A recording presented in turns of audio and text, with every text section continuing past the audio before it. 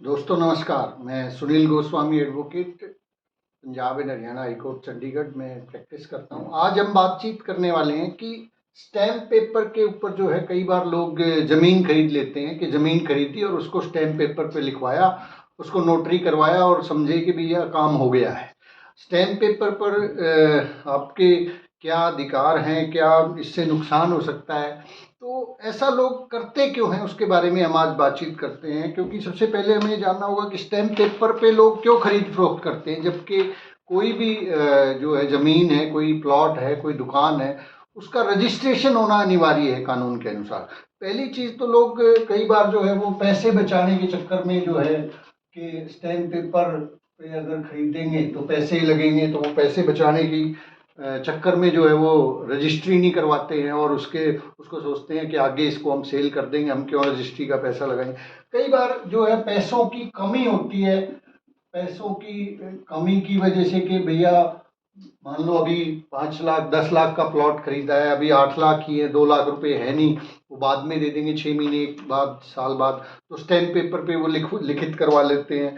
तो कई सारे ऐसे कारण होते हैं। कई कई बार ऐसा होता है कि डॉक्यूमेंट्स पूरे नहीं होते जिससे खरीद रहे हैं, उसके पास प्रॉपर जो है ना एनओसी वगैरह है। रजिस्ट्रेशन के लिए जब जाएंगे तो वहाँ पे प्रॉपर प्रोसीजर फॉलो करना पड़ता है कि वहाँ की एनओसी है तो वो किस जो चेंज ऑफ सीएलयू वगैरह होती है, इस तरह के कई लीगल पॉइंट्स हट जाते हैं। मकान खरीद रहे हैं तो नक्शा पास है कि नहीं है, तो डॉक्यूमेंट्स पूरे नहीं होते।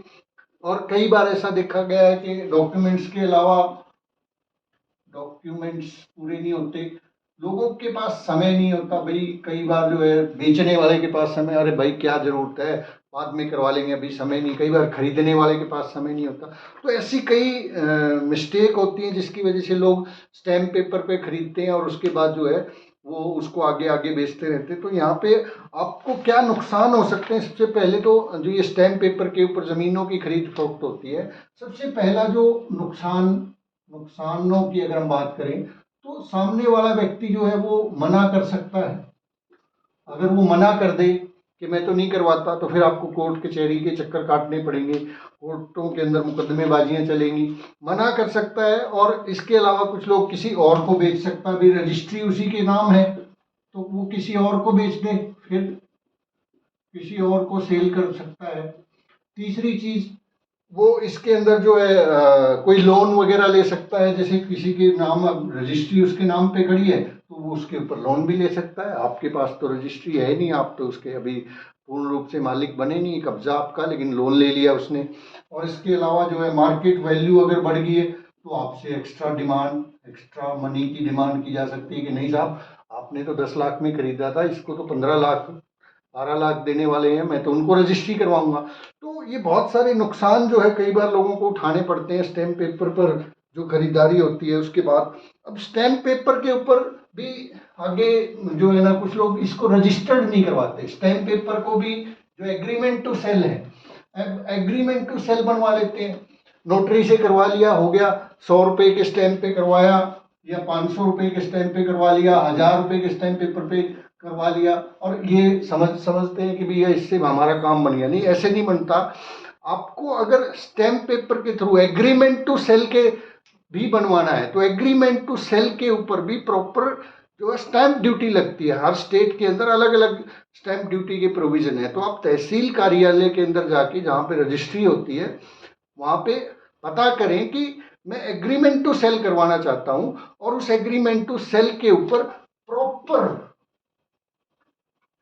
प्रॉपर स्टैंप लगवाएं। प्रॉपर स्टैंप ड्यूटी, वो परसेंटेज होता है बहुत सारे स्टेट्स के अंदर कि आपने इतना, ये इतने लाख की प्रॉपर्टी तो इसके ऊपर इतना परसेंट स्टैंप ड्यूटी लगेगी एग्रीमेंट टू सेल के लिए। बहुत से लोगों का तो एग्रीमेंट टू सेल जो है वही प्रॉपर नहीं होता है। 10 रुपए 50 रुपए 100 रुपए 200 500 रुपए के स्टैंप पेपर पे वो एग्रीमेंट टू सेल करवा लेते, नोटराइज करवा लेते। नहीं, एग्रीमेंट टू सेल भी है तो उसको प्रॉपर स्टैंप ड्यूटी लगाएं और उसको भी रजिस्टर्ड करवाया जा सकता है। रजिस्ट्री अगर किसी कारण से कुछ ऐसे नहीं हो रहा है तो उसको प्रॉपर स्टैम्प पेपर के ऊपर लिखवा के और उसको रजिस्टर्ड डॉक्यूमेंट बनवाएं। उसके बाद आपने जो है ना, अब आप सोचते हैं कि चल हमने तो करवा ही लिया है जी, हमारा तो अब टाइम निकल गया, अब हम क्या करें। अब आपके पास जो ऑप्शन बचता है वो आपके पास बचता है सिविल सूट। सामने वाला अगर मना कर रहा है तो उसके अंदर specific performance of the contract का आपको सिविल सूट फाइल करना पड़ेगा, और उस सिविल सूट के अंदर आपने अगर प्रॉपर स्टैंप के ऊपर मकान, प्लाट, दुकान या जो खरीदा है और उसको रजिस्टर्ड करवाया है, तो ही आपका वो जो मुकदमा है वो सफल हो पाएगा। अब सोचिए, अगर वो आपने मुकदमा किया, आपने पैसे भी दे रखे पूरे, और वो प्रॉपरली स्टैंप नहीं है, या फिर सामने वाला आके इनकार कर दे कि नहीं पैसे दिए नहीं, इसने तो फ्रॉड किया है, उन सूरत के अंदर मुकदमा चलेगा, बहुत सालों तक चलेगा, फिर उसकी अपील चलेगी, फिर आगे हाई कोर्ट है, फिर सुप्रीम कोर्ट है। तो इस तरीके से आप जब भी कोई मार्केट से या कभी भी ज़मीन खरीदते हैं, प्लॉट खरीदते हैं, उसको प्रॉपर प्रोसीजर क्या है, सही जो मेरी राय है मैं आपको जो बताऊं लीगली कि आपको क्या करना चाहिए, आप उसका रजिस्टर्ड सेल डीड रजिस्ट्री करवाइए अपने नाम पे, प्रॉपर स्टैंप ड्यूटी पे कीजिए, रजिस्ट्री करवाइए, ताकि आप उसके मालिक बन सके, और दूसरा जिस व्यक्ति से आप खरीद रहे हैं उसके ऊपर कोई लोन ना ले सके दोबारा। आपको मान लीजिए आपने प्लॉट खरीदा, आपने रजिस्ट्री करवाई नहीं है, रजिस्ट्री नहीं करवाई, आपने कोई लोन लेना है, आपने मकान बनाना है, नक्शा पास करवाना है, तो कुछ सिचुएशंस के अंदर ये आपके लिए बहुत बड़ी प्रॉब्लम खड़ी हो जाएगी कि आप उसके ऊपर बना रहे हैं, आपके नाम नहीं है, आपको कोई बैंक लोन नहीं देगा, आपको जो है नक्शा पास करवाने में दिक्कत आएगी। तो सबसे बेस्ट क्या है, आप रजिस्टर्ड सेल डीड अपने नाम पे करवाइए। और एग्रीमेंट टू सेल भी कर रहे हैं तो एग्रीमेंट टू सेल भी जो है, ये नहीं कि 50-100 रुपये 10 रुपये के स्टैंप के ऊपर करवा लिया, उससे बात नहीं बनने वाली। आप प्रॉपर तहसील कार्यालय से पता करें कि एग्रीमेंट टू सेल बनवाना है, इतनी वैल्यू की प्रॉपर्टी, इतना मैं पैसा पे कर रहा हूँ, तो उसके ऊपर कितना अमाउंट जो है मुझे पे करना है स्टैंप ड्यूटी के रूप में। वो जब आप सही अमाउंट पे करेंगे तभी आपको आने वाले केस में, अगर केस डालना भी पड़ रहा है, तभी आपको उसमें फ़ायदा होगा। अनरजिस्टर्ड डॉक्यूमेंट्स के ऊपर जो है बहुत सारी जो है हाई कोर्ट और सुप्रीम कोर्ट की जजमेंट्स है कि unregistered document has no value in the eyes of the law.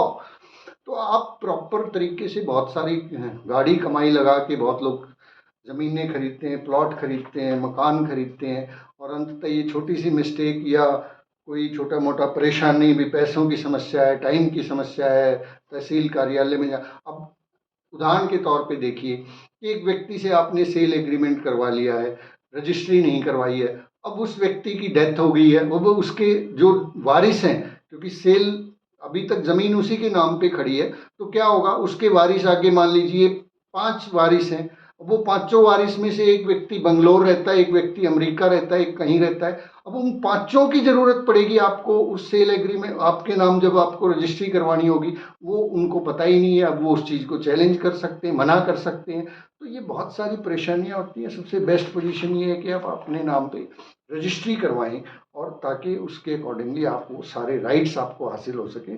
तो आप का बहुत बहुत शुक्रिया। आपको बातचीत पसंद आती है तो इसको लाइक करें, चैनल को सब्सक्राइब करें, और अपने जानकार लोगों तक भी पहुंचाएं, ताकि बहुत से लोग जो है इस तरह के नुकसान से बच सके। ये मेरा पर्सनल ओपिनियन है। आप कोई भी पर्सनल, कोई स्पेसिफिक किसी केस के बारे में कुछ स्पेसिफिक चीज़ें हैं तो वहाँ पे आप अपने किसी अच्छे वकील की राय लें, उनसे सलाह लें, और तभी अपने आपका जो भी है खरीद फरोख्त है उसको बारे में आगे बढ़ाएं। बहुत बहुत शुक्रिया, धन्यवाद।